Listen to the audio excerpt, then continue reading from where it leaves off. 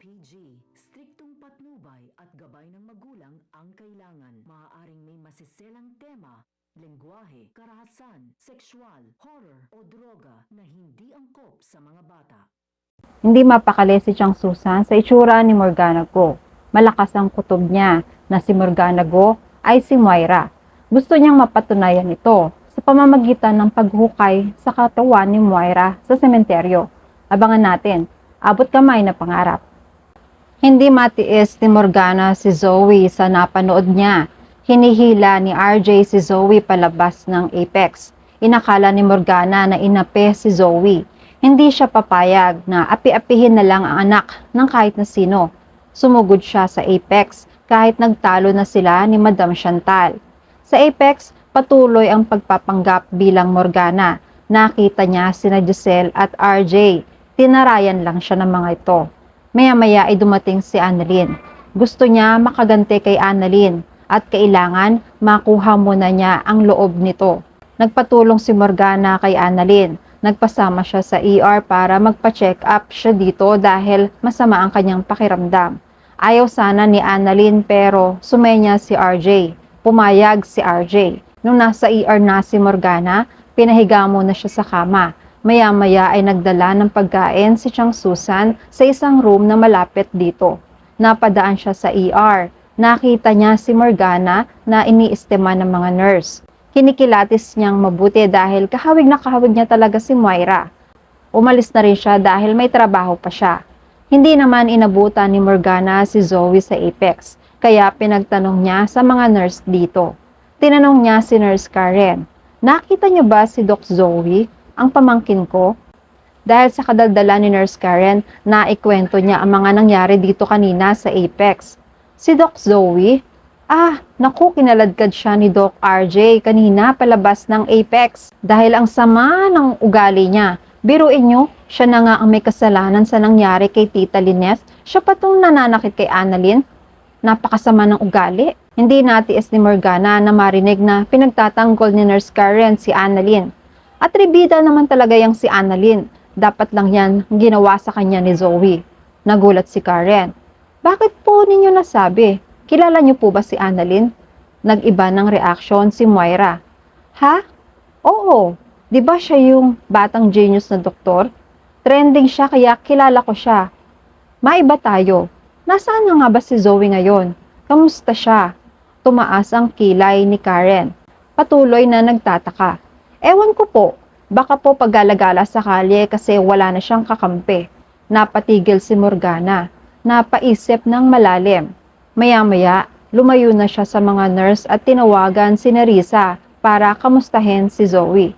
Inutusan niya ang kaibigan na hanapin at samahan ng anak dahil maraming pinagdadaanan na ito. Hindi siya makalapit kay Zoe dahil baka paghinalaan siya ng marami na siya si Moira. Nakiusap siya kay Nerissa muna na magsilbing nanay kay Zoe sa ngayon. Kailangan ni Zoe ng isang mami na masasandalan. Hindi niya ito magagampanan sa ngayon. Sa kabilang banda, dahil sa pagkamis ni Zoe sa mami niya dahil wala na siyang kakampi ngayon, nag-inom siya sa bar. Malalim ang iniisip niya.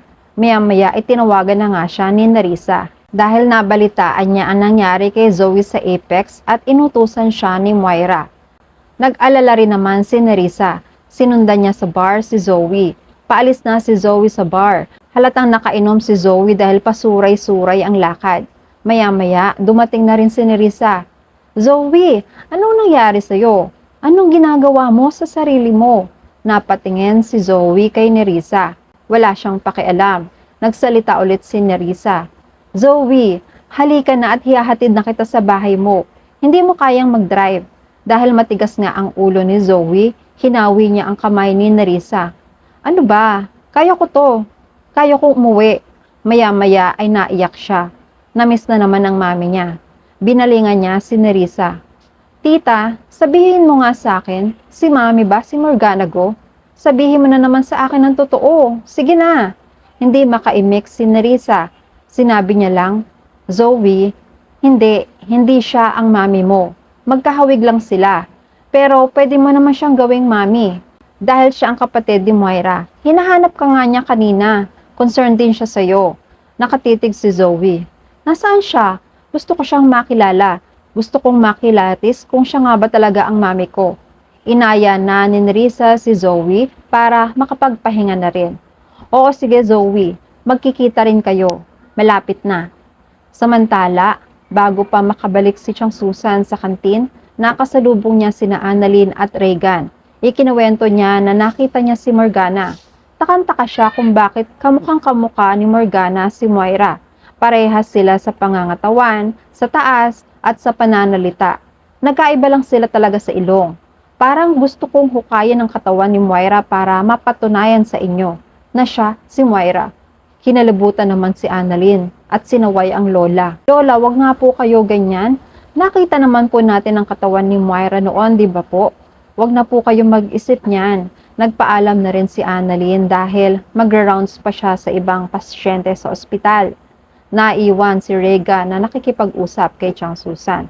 Sumang-ayon siya sa sinabi nito kanina. La, napansin niyo rin ba yun? Ako rin po napansin ko na malaki ang pagkakahawig nila ni Morgana Go at Moira. Gusto ko ang ideya nyo. Gusto nyo samahan ko kayo sa sementeryo?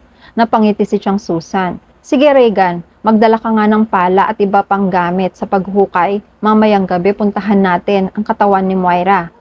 Patawa-tawa si Chang Susan na parang nangaasar. Naghiwalay na rin sila dahil maghahanda na nga si Regan sa mga dadalhin. Ang isang babae ay hindi sang-ayon sa gagawin nila dahil bawal ito. Hindi naman siya pinagsalita ni Chang Susan. Nakikinig lang siya. Dahil alam naman ng babae na pipigilan lang siya ni Chang Susan. Kaya nagdesisyon siyang ibalita ito kay Annalyn at Lynette. Maya-maya ay nakabalik na ulit si Regan. Tuwang-tuwa si Chang Susan. Kumpleto na ang mga gagamitin nila. Maya-maya ay dumating si Josa. Nagtataka. Si Regan agad ang kinausap. Oy, Regan. Ano yan? Para saan yan? Bakit may mga dala kang pala at piko?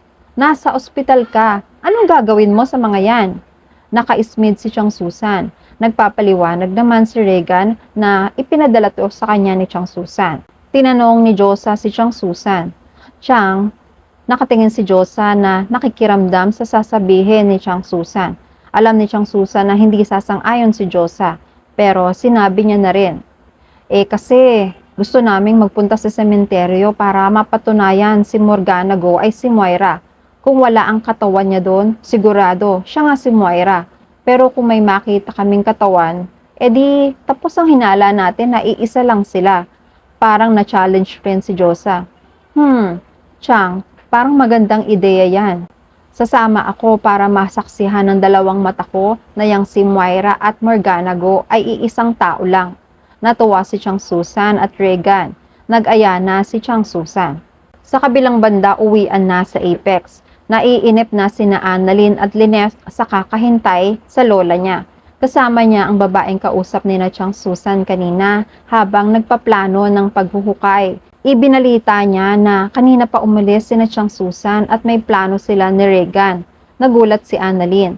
Hindi makapaniwala na lumabas ng ospital ang lola niya at hindi nagpaalam sa kanila.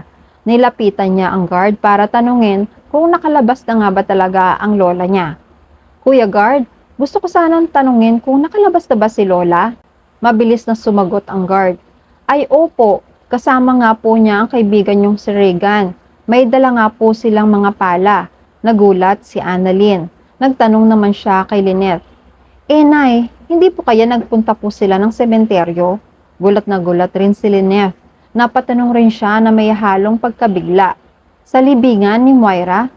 At yan ang mga pakakaabangan natin sa Abot Kamay na Pangarap. Please like this video and please subscribe to my channel. At magkita-kita po ulit tayo sa mga susunod pang episodes.